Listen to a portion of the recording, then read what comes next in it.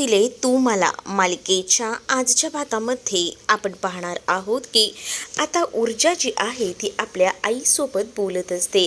आईला आता ती सांगू पाहत असते की आई, तू नको काळजी करूस, काही झालं ना तरीसुद्धा मी त्या शौर्यसोबत लग्न नाही करणार आहे. माझा तसा कोणताही विचार नाही आहे असंही ती आता सांगू लागते. जेव्हा आता या सगळ्या गोष्टी ती ठामपणे बोलते ना, तेव्हा मात्र मग मग तू काय निर्णय घेतला आहेस? माझा निर्णय तोच आहे की काही झालं तरी शौर्यसोबत लग्न करायचं नाही. कारण आपल्या बाबांच्या बाबतीत ते काही केले ना ते मी कधीही विसरणार नाही. आणि त्यामुळे काही झालं तरी त्या मुलाशी लग्न करणं माझ्याच्याने शक्य नाही असं देखील आता ती सांगू लागते. तिला हे बोलताना त्रास होत असतो. प्रेम तर मनापासून ती त्याच्यावर करत असते, पण तरीसुद्धा ती या सगळ्यातून माघार घेत असते. आणि तिकडे पूर्वाला या गोष्टी कळत असतात. पूर्वा मात्र आता ऊर्जाला समजवायचा प्रयत्न करत असते, पण ऊर्जासमोर आता एकच ध्येय असतं की कामाकडे लक्ष देणं. कामाकडे लक्ष देऊन आता तिला लवकरात लवकर पैसे जे आहेत ते फेडायचे आहेत आणि त्यासाठी तिचे हे प्रयत्न सुरू आहेत. तर ती आता एवढं देखील म्हणत असते की आई, मला आता खत्रींचे पैसे द्यायचे आणि त्यासाठी मला काही करावं लागलं ना तरीही चालेल, मी ते सगळं काही करेन. पण काही झालं ना तरीसुद्धा मला हे पैसे देऊन एकदा का क्लिअर झालं ना का डोक्यावरचं वजन उतरेल असंही ती आता म्हणत असते. त्यानंतर ती आता खत्रीने दिलेल्या केसचं काम करायला सुरुवात करते. दुसरीकडे आता विक्रांतने घरी येऊन सगळ्या काही गोष्टी सांगून टाकलेल्या असतात आणि विक्रांत घरी येऊन जेव्हा सगळ्या गोष्टी सांगतो ना तेव्हा मात्र आता इकडे जे के आहेत ते प्रचंड संतापलेले असतात, तापलेले असतात. त्यांना ही गोष्ट सहनच होत नसते मुळात की हे सगळं कसं काय असू शकतं आणि त्यामुळेच ना ते वैतागून बोलत असतात.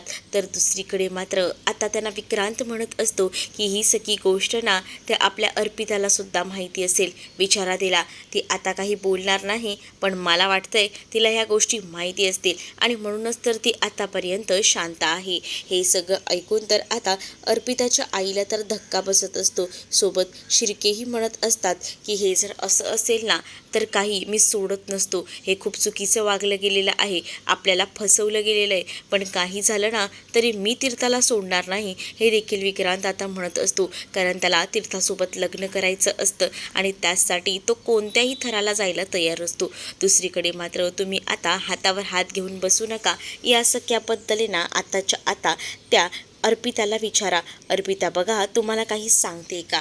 मला तर मान्य आहे की त्या अर्पिताला सुद्धा या सगळ्या गोष्टी माहिती असतील असंही आता विक्रांत शिर्केंना बोलत असतो. तर शिर्के मात्र आता अर्पिताला हाक मारून बोलून घेतात. अर्पिता रूममध्ये असते. अर्पिता लगेचच खाली येते आणि विचारते की बाबा काय झालं आहे. त्याच वेळेला आता अर्पिता विचारत असतानाच शिर्के म्हणत असतात की मला सांग जरा, तू आज शौर्यकडे गेली होती तेव्हा तुझी भेट झाली का? हो, माझी भेट झाली. ती अगदीच नॉर्मलपणे बोलत असते.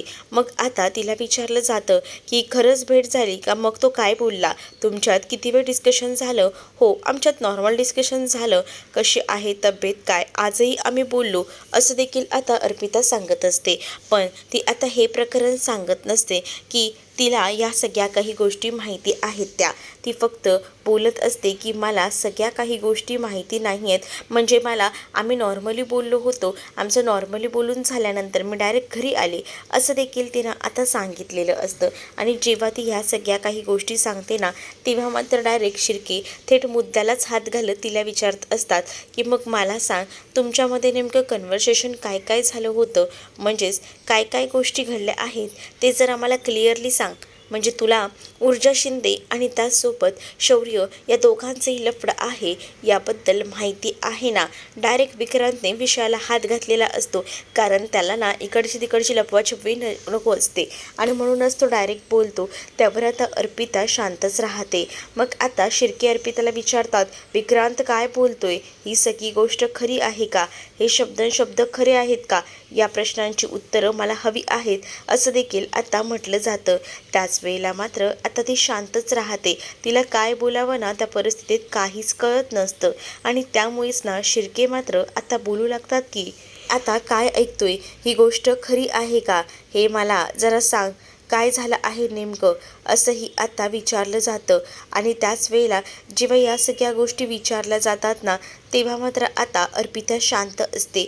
दुसरीकडे मात्र हर्षवर्धन संतापलेले असतात. हर्षवर्धन रागवून आता विजयाला बोलत असतात, मी जरा वेळासाठी बाहेर काय गेलो, नंतर तुम्ही लगेच आपल्या घराची नक्षा बदलून टाकलं. तुम्हाला काय गरज होती त्या मूर्ख अर्पिताला, त्या शौर्याला भेटायला द्यायची? तुम्हाला कोणत्याच गोष्टी धड जमत नाही का? काय गरज आहे या सगळ्या गोष्टी इतक्या वर नेण्याची? तुम्हाला कळतंय का? जर शौर्याने तिला काही सांगितलं असेल तर? नाही, शौर्याने काही सांगितलं नसेल असंही आता म्हटलं जातं. आणि जेव्हा या सगळ्या काही गोष्टी बोलल्या जातात ना, तेव्हा मात्र आता हर्षवर्धन प्रचंड संतापलेले असतात. आणि हर्षवर्धन जे आहेत ते आता बोलत असतात की तुम्ही कशावरनं हे सगळं काही बोलताय? मला माहिती आहे ना, शौर्य आहे ना, तो सगळं सांगून बसला असणार आहे की त्याचं ऊर्जावर प्रेम आहे आणि अर्पिताला आता या गोष्टी सहन नाही झाल्या आणि तिने या सगळ्या गोष्टी शिर्केंना सांगितल्या ना, का मग सगळ्याचा सत्यानाश झाला म्हणून समजा. असं देखील हर्षवर्धन आता रागवून रागवून बोलत असतो. विजया म्हणत असते की मला नाही वाटत हे सगळं असं झालं असेल ते. या सगळ्या गोष्टी सांगत असतानाच हर्षवर्धन रागारागात बोलत असतो. आणि त्याच वेळेला आजी मात्र हर्षवर्धनला शांत करत असतात. कोणताही टोकाचा निर्णय घेऊ नकोस, काही होणार नाही असं बोलून आता हर्षवर्धनला समजावत असतात. दुसरीकडे शौर्यने आता कॉल केलेला असतो ऊर्जाला. त्याला ना आता ऊर्जाशिवाय रात्रीचं काही करमतही नसतं आणि त्याचसाठी त्याने आता ऊर्जाला कॉल करून विचारलेलं असतं की काय करतेस. तर ऊर्जा मात्र आता शौर्याला म्हणत असते की बोल ना, तुला काय बोलायचं आहे ते, मी खूप बिझी आहे. तर शौर्य म्हणतो की काय झाले ऊर्जा, इतकी कोणत्या कामात बिझी आहेस? तर आता मगाशी तू बिझी होतास, तर मग आता मीही बिझी आहेच की, मलाही आहेतच की बाकीची कामं, असंही आता ती म्हणू लागते. जेव्हा आता ती हे सगळं काही बोलते ना, तेव्हा मात्र आता शौर्य म्हणत असतो की काय झालंय या ऊर्जाला, ही ऊर्जा अशी का वागायला लागली आहे, हाही विचार ना आता मनामध्ये येऊ लागलेला असतो. आणि जेव्हा या सगळ्या काही गोष्टी कळत असतात ना, तेव्हा मात्र आता शौर्य ऊर्जाला विचारतो सुद्धा, काय झालं आहे ग ऊर्जा? त्यावर ऊर्जा म्हणते की काही नाही, मला केसचं काम आहे, त्यामुळेच मी याकडे दुर्लक्ष करणार नाही. मला पटकन सगळी कामं करून घ्यायची आहेत. बोल ना, काय झालं आहे? तर त्यावर मात्र आता तो म्हणत असतो की काही नाही, सहज म्हणूनच फोन केला होता. मग मगाशी तू बिझी होतास ना, मग मी काही तुला म्हटलं का? अच्छा, मगाशी मी बिझी, हां अर्पिता आली होती तेव्हा का? अच्छा, असं आता तो म्हणू लागतो. आणि त्याच वेळेला कोणीतरी जलस झाले वाटतं, असंही म्हटल्याबरोबर आता मात्र काही गोष्टी ज्या आहेत ना त्या कळत नसतात. अच्छा, मी कशाला जलस होऊ? मी कशाला जलस झालेली नाही आहे, काही काळजी करू नकोस तू, मला कामं आहेत ना त्यासाठी मी तुला बोलते, असंही ती आता बोलू लागते. जेव्हा आता या सगळ्या गोष्टी ती बोलत असते ना, तेव्हा मात्र अगं तुला एवढं कसलं काम आहे, ते तुला म्हटलं नव्हतं का खत्री साहेबांच्या केसचं तेच, पण तू ती केस घेणार नव्हती ना? माझ्याकडे ऑप्शन नाही आहे, ती केस मला हँडल करावीच लागणार आहे, कारण मला त्यांचे पैसे पुन्हा द्यायचे आहेत ना त्यासाठी. दुसरीकडे मात्र आता पाहायला मिळत असतं की शिर्के आता अर्पितावर प्रचंड असे चिडलेले असतात. शिर्के आता अर्पिताला म्हणत असतात की मला कोणत्याही गोष्टी ऐकायच्या नाही आहेत, माझंच ठरलेलं आहे, जर लग्न हे शौर्यसोबतच होणार, मी यात कोणतीही माघार घेणार नाही, असं देखील आता ते रागारागात बोलत असतात. आणि जेव्हा ते हे सगळं काही बोलतात ना, तेव्हा मात्र आता अर्पिता म्हणत असते की मला ह्या सगळ्या गोष्टी माहिती होत्या, पण प्लीज काही झालं ना तरी तुम्ही त्या दोघांच्याही मध्ये येऊ नका. माझ्यावर जर शौर्याचं प्रेमच नसेल तर हे लग्न करून तरी काय उपयोग आहे, असंही आता अर्पिता बोलत असते. त्यावर विक्रांत चिडतो. विक्रांत तिला म्हणत असतो की तुला कळतंय का मूर्ख, काय बोलतेस तू? ते काही झालं ना तरी तुझं लग्न शौर्यसोबत आणि माझं लग्न तीर्थासोबत होणार आहे म्हणजे होणार आहे. पण त्यावर अर्पिता म्हणत असते की विक्रांत, तुला त्या तीर्थासोबत लग्न करायचं असेल ना तर कर, मी तुला काही अडवणार नाही आहे, पण मला हे लग्न करायचंच नाही आहे. मुळात मला सांगा ना बाबा, हे लग्न करून काही उपयोग आहे का? कारण जर शौर्याचं माझ्यावर प्रेमच नसेल तर मी हा संसार कसा काय पुढे घेऊन जाऊ? त्यामुळे मला हे लग्न करायचं नाही आहे, यावर माझं मत ठाम आहे, असं देखील आता ती म्हणत असते. आणि जेव्हा या सगळ्या काही गोष्टी ती बोलून दाखवते ना, तेव्हा मात्र आता इकडे असणारे हे शिर्के म्हणत असतात की काही झालं तरी तुझं लग्न शौर्यसोबतच होणार, मी त्यामध्ये कोणतीही माघार घेणार नाही म्हणजे नाही, माझं फिक्स आहे म्हणजे तिथे फिक्स आहे. पण आता तुम्ही माझ्यावर कोणतीही बळजबरी करू शकत नाही आहे बाबा. मी तुम्हाला तेच फायनल सांगते. तुम्हाला जर असं वाटत असेल की माझ्यावर बळजबरी करून तुम्हाला काहीसं फळ मिळणार आहे, तर त्यात तुमची खूप मोठी चूक आहे. कारण माझ्यावर बळजबरी करून ना मी काही या लग्नाला तयार होणार नाही आहे. मी तुमच्या पार्टीतला एखादा कोणता नेता नाही आहे की तुम्ही मला सांगाल आणि मी तुमचं ऐकेन. कारण माझं ना आता शौर्यवर प्रेम नाही राहिलेलं. शौर्य जर माझ्यावर प्रेम करत नसेल ना, तर त्यासाठी मलासुद्धा झुरायचं नाही आहे, असं देखील ती आता म्हणत असते. आणि ती रागातच आपल्या रूममध्ये निघून जाते. ती जशी रूममध्ये निघून जाते ना, तसं मात्र इकडे आता पाहायला मिळत असतं की जे शिर्के आहेत ते संतापलेले असतात. तर आता विक्रांत म्हणत असतो की तुम्ही काय करणार आहात?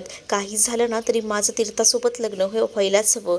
मग आता त्याला म्हणत असतात की तू जरा शांत हो. आता जे काही आहे ते मला माझ्याच पद्धतीने हँडल करावं लागेल. तुला तर काही जमणार नाही. सोबत ही आता अर्पितासुद्धा माघार घेऊन बसली आहे. पण मी काही सोडणार नाही. या हर्षवर्धनला या सगळ्या गोष्टी माहिती नसतील, पण आता मी या सगळ्या गोष्टीचा असा फायदा करून घेईन ना की हर्षवर्धनला या सगळ्यासाठी तयार व्हावंच लागेल, असंही आता शिर्के म्हणत असतात. आणि त्यांनी आता काहीतरी नवीन षडयंत्र करायचं ठरवलेलं असतं. तर दुसरीकडे मात्र आता विक्रांतला सुद्धा तीर्थासोबत लग्न करायची आता घाई झालेली असते आणि यासाठी त्याची आता खूप जास्त बडबड सुरू असते. पण शिर्केने सुद्धा हर्षवर्धनची आता मानगूट आवळायची आणि त्यासाठी ती कोणती नस दाबायची या सगळ्याचं प्लॅनिंग आता एकदम व्यवस्थितपणे करून ठेवलेलं असतं. कारण त्यांना आता या सगळ्या गोष्टी एका वेगळ्या लेवलला हँडल करायच्या असतात. इकडे मात्र आता शौर्य आणि ऊर्जा फोनवर बोलत असतात. त्याच वेळेला आता ऊर्जाने शौर्यला सांगितलेलं असतं की मला खत्री साहेबांचे पैसे घेतले आहेत ना उसने, ते रिटर्न करायचे आहेत आणि त्यासाठी मला जरी कोणतं काम पटत नसलं ना तरी ते काम जिद्दीनं करावंच लागणार आहे. दुसरा कोणताही पर्याय माझ्याकडे नाही आहे, असंही आता म्हटलं जातं. अगं पण कशाला हे सगळं करतेस? अच्छा, मला माहिती आहे त्या दिवशी तुझे काही मला पैसे परत केलेस त्याच संदर्भात तू बोलत आहेस ना. म्हणजे जे पैसे मला तू दिलेस ते खत्री साहेबांकडून घेतले होतेस. मग मी काय म्हणतो, तसंही आपल्यातलं आता सगळं बॉन्ड क्लिअर झालं आहे ना. मग मी काय म्हणतो ते ऐक ना. आपण आहे ना हे सगळं काही संपवूया. म्हणजेच मी तुला सांगतोय ते ऐक. आपल्या दोघांमधलंही प्रेम हे आता तुलाही समजले, मलाही कळलं आहे. त्यामुळे ना आपल्या दोघांचंही नातं हे चांगलं आहे. त्यामुळे मला त्यात पैसे नको आहेत. मी तुला हे पैसे पुन्हा देऊन टाकतोय, असंही आता शौर्य ऊर्जाला म्हणत असतो. पण ऊर्जा शौर्याला ठामपणे सांगते की नाही, आपल्यातलं नातं हे अजूनही तसंच आहे, काही बदल झालेला नाही आहे. तर ऊर्जा ही शौर्याला सरळ सरळ नकार देते आणि ती त्याला सरळ सांगते की आपलं लग्न कधी होऊ शकत नाही. शौर्य ऊर्जाला म्हणतो की तू असं का म्हणतेस? आपण तर आता नॉर्मल आहोत ना. तुझंही प्रेम माझ्यावर आहे, माझंही प्रेम तुझ्यावर आहेच की. मग आपण लग्न करून टाकू. पण आता ऊर्जाने शौर्याला सरळ सरळ नकार दिलेला असतो आणि त्याला सांगितलेलं असतं की आपलं कधीच लग्न होऊ शकत नाही. या गोष्टी जेव्हा आता शौर्याला समजतात तेव्हा शौर्याला धक्का बसतो. शौर्य ऊर्जाला समजवायचा प्रयत्न करत असतो. पण आता शौर्याचं ऊर्जा काही ऐकायला तयार नसते. ती म्हणत असते की माझा निर्णय पक्का आहे आणि ह्याच्यामध्ये मी कोणतेही बदल करणार नाही आहे. मला नाही करायचं आहे लग्न. आणि जेव्हा ती हे ठामपणे बोलते तेव्हा आता शौर्य तिला समजवायचा, तिच्याशी बोलायचा प्रयत्न करत असतो. पण ऊर्जाला माहिती आहे की शौर्य आपल्याशी पुन्हा गोडी गुलाबीने बोलणार आणि मग आपण पुन्हा जर काही बोलून बसलो, आपण जर या सगळ्यामध्ये पाघळून बसलो तर नाही उपयोग. आणि त्यामुळेच ना आता ती शौर्याला म्हणते की माझा विचार पक्का आहे. इथून पुढे ना आपण जास्त कॉन्टॅक्ट न ठेवलेलाच बरा. कारण आपण या सगळ्यात ना गुंतत जातोय आणि त्यापेक्षा मला हे गुंतणं नको आहे. मला नाही करायचे तुझ्यासोबत लग्न. आणि असं जे काही ती आता ठामपणे बोलते ना, तेव्हा मात्र आता शौर्य ऊर्जाशी बोलायचा प्रयत्न करतो. पण तोपर्यंत ऊर्जाने फोन ठेवून दिलेला असतो. शौर्य म्हणतो की काही अशी मुलगी. पण आता ऊर्जाला माहिती असतं की शौर्य मला सारखे सारखे कॉल करणार आणि तिला ना आता या सगळ्यात जास्त गुंतायचं नसतं. तिला या सगळ्यातून पुढे जायचं असतं आणि यासाठी ती आता ठरवते की नाही, काही झालं तरी शौर्याचं ऐकायचं नाही, शौर्यमध्ये अडकायचं नाही. आणि म्हणूनच तिने आता तिचा फोन हा स्विच ऑफ करून ठेवलेला असतो. आणि इकडे शौर्य जो आहे तो कंटिन्यू तिला कॉल करत असतो आणि तो म्हणत असतो की ही मुलगी अशी काय, आता तर नॉर्मल बोलत होती, सगळं काही ठीक होतं, मग आता ही पुन्हा अशी का वागायला लागली. हा विचारच ना इकडे असणारा हा शौर्य करू लागलेला असतो. दुसरीकडे मात्र आता हर्षवर्धन खूप संतापून विजयाशी बोलत असतात, तर दिव्यासुद्धा मध्ये मध्ये बोलत असते. दिव्या जेव्हा मध्ये बोलत असते ना, तेव्हा ती बोलून जाते की या सगळ्यामध्ये जी चूक असेल ना, तर ती ऊर्जाचीच असेल. अगं तू आता शांत बसतेस का? ऑलरेडी ना आम्हाला ना संताप झालेला आहे. एकतर तुझ्या बहिणीने आमचं डोकं फिरवलं आहे आणि आता तू. त्याबरोबर आता दिव्या म्हणत असते की जे काही ऊर्जाबद्दल तुम्हाला कळलेलं आहे ना, शौर्य आणि ऊर्जाचं अफेअर असल्याचं सत्य हे तुम्हाला जेव्हा कळले तेव्हाच मलाही कळले. त्यामुळे तुम्ही शांतच बसा. आणि मुळात आहे ना, तुम्हाला दुसऱ्या गोष्टी माहिती आहेत का? ही जी गोळी लागलेली आहे आपल्या शौर्याला, ती फक्त ऊर्जामुळेच लागलेली आहे. कारण ऊर्जावरच ही गोळी झाडली गेलेली होती. पण हे सगळं काही त्या शौर्याने स्वतःच्या अंगावर घेतलं आणि त्यामुळेच हे सगळं काही घडलेलं आहे, असं देखील आता दिव्या बोलून जाते. आणि दिव्या जेव्हा या सगळ्या गोष्टी बोलते तेव्हा विजयाला तर हे ऐकून धक्काच बसतो. विजया म्हणते की तू काय म्हटलीस? त्यावर मात्र आता दिव्या म्हणते की तुम्हाला माहिती नव्हतं का? पण हर्षवर्धनला हे सगळ्या गोष्टी माहिती होत्या. त्यामुळे हर्षवर्धन आता शांतच बसलेला असतो. पण जेव्हा विजयाला या सगळ्या गोष्टी कळतात ना, तेव्हा विजयाला धक्का बसतो. विजया म्हणत असते की म्हणजे हे सगळं काही ऊर्जाने स्वतःहून घडवून आणलेलं असू शकतं, हे कशावरनं नाही. कारण आता जर ऊर्जाला ती गोळी लागणार होती तर शौर्याला मध्ये पडायची गरजच नव्हती. शौर्याला ऊर्जामुळे जर इतका त्रास होणार असेल ना, तर मला मला आताच सांगते मी तुम्हाला, मला ह्या सगळ्या गोष्टी ना बिलकुलही मान्य नाही आहेत. काही झालं ना तरीसुद्धा मी शौर्याचं लग्न हे ऊर्जासोबत कधीच लावून देणार नाही. हा माझा विचार पक्का आहे. आणि तुम्ही सुद्धा मला का नाही या गोष्टी सांगितल्या? असं बोलून विजया हर्षवर्धनवर आता संतापलेली असते. हर्षवर्धन मात्र आता विजयाला शांत करायचा प्रयत्न करत असतात. विजया आता खूप जास्त संतापलेली असते. तिला आता या सगळ्या गोष्टी अशा पद्धतीने समजलेल्या असतात ना, त्यामुळे तिला आता सुचत नसतं की काय करावं ते. आणि त्यामुळेच ना आता ती प्रचंड संतापलेली असते. पण तिचा जो काही विचार असतो, निकाल असतो, तो तिने लावून टाकलेला असतो. कारण तिला काही झालं तरीसुद्धा हे जे लग्न आहे ऊर्जा आणि त्यासोबत शौर्याचं, ते होऊ द्यायचं नसतं. आणि यासाठी ती काही देखील प्रयत्न करायला तयार असते. तर दुसरीकडे मात्र आता पाहायला मिळतं की आता जे हर्षवर्धन असतात ते विजयाचं बोलणं ऐकत राहतात. पण आजींनासुद्धा या गोष्टी पटत नसतात. आजींनी सांगितलेलं असतं की बस झालं, पुरे झालं, कशाला इतके वाद करताय. पण विजयाने जो काही निर्णय घेतलेला असतो तो अगदीच खूप जास्त भयंकर असा असतो. दिव्याला मात्र या सगळ्यात आनंद भेटत असतो. कारण दिव्याला मुळात ना ऊर्जाला या घरात लग्न करून आणायचंच नसतं आणि यासाठी ती खूप जास्त खुश असते. तर दुसरीकडे मात्र आता पाहायला मिळतं की इथे आता पद्मा आलेली असते. आणि पद्मा सकाळी सकाळी आल्यामुळे आता तिला विचारलं जातं की काय झालं गं? पूर्वा तिला विचारत असते. तर पूर्वाला आता ऊर्जा म्हणत असते की हुडबुट्टे साहेबांचा कॉल आला होता, पण ताईचा फोन बंद लागतोय का? कारण त्यांनी ना मला फोन केला होता, त्यांनी अर्जंटमध्ये पोलीस स्टेशनला बोलवलं आहे. काय? ऊर्जाचा फोन बंद? थांबा बघते. आणि तिथेच टेबलवर ऊर्जाचा फोन ठेवलेला असतो. ऊर्जाच्या फोनमध्ये चार्जिंगसुद्धा संपत आलेली असते. पण सोबत ना ऊर्जाने फोनही बंद करून ठेवलेला असतो. कारण तिला काल रात्रीभर जो काही शौर्याचा कॉल येत होता त्यामुळेच तिने तो फोन बंद करून ठेवलेला होता. कारण शौर्याची तिला आता अडचण होत होती, म्हणूनच तिने ह्या सगळ्या काही गोष्टी केलेल्या होत्या. पण दुसरीकडे मात्र आता जेव्हा तुझा फोन बंद आहे आणि हुडबुट्टे साहेबांचा कॉल आलाय ही गोष्ट पूर्वा सांगू लागते, तेव्हा मात्र आता ऊर्जाच्या लक्षात येतं की काल रात्री आपण फोन बंद केला होता, पण तो फोन पुन्हा आपण सुरूच केला नाही. या गोष्टी जेव्हा आता तिच्या लक्षात येतात ना, तेव्हा मात्र आता या सगळ्या गोष्टी लक्षात आल्यामुळे बुट्टे साहेबांनी बोलवलं असेल कशावर ना, यासुद्धा गोष्टी आता ऊर्जाला कळत नसतात. पण आता तिला सांगितलं जातं की चला आपल्याला जायचं आहे. पद्माच तिला बोलते. पण आता हुडबुट्टे साहेबांनी बोलवले म्हणजे केस संदर्भात नक्कीच काहीतरी त्यांना कळलं असणार आहे आणि म्हणूनच आपल्याला बोलवून घेतलं असणार आहे. पण चला आता आपण जाऊया असं देखील ऊर्जा म्हणते. पण त्या दोघींनाही काही बाहेर पडायला आता पूर्वा देत नसते. पूर्वा म्हणत असते की मी तुझं काही ऐकणार नाही आहे, नाश्ता केला आहे तो नाश्ता कर आणि मग जा. पण ऊर्जा ऐकत नसते. ऊर्जा म्हणते की आई राहू दे ना. पण आता मात्र ती संतापलेली असते. ती म्हणत असते की नाही, आधी खा आणि मग जा, तुला कुठे जायचं आहे ते, असं देखील आता सांगितलं जातं. तर इकडे मात्र आता ऊर्जा जी आहे ती आता विचार करत बसते. कारण ऊर्जाला आता ह्या सगळ्या गोष्टी कळत असतात.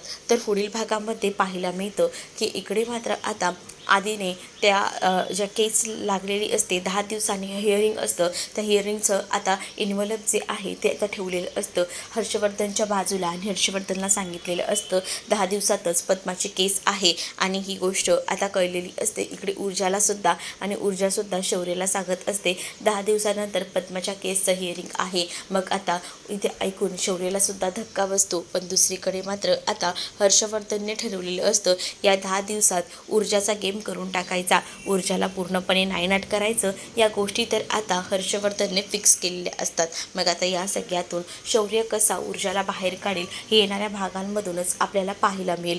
तुम्ही जर आपल्या चॅनलवर नवीन असाल तर चॅनलला नक्की सबस्क्राईब करा. चला तर मग भेटूया पुढच्या भागामध्ये. तोपर्यंत टाटा बाय. व्हिडिओ आवडला असेल तर व्हिडिओला लाईक करायला विसरू नका.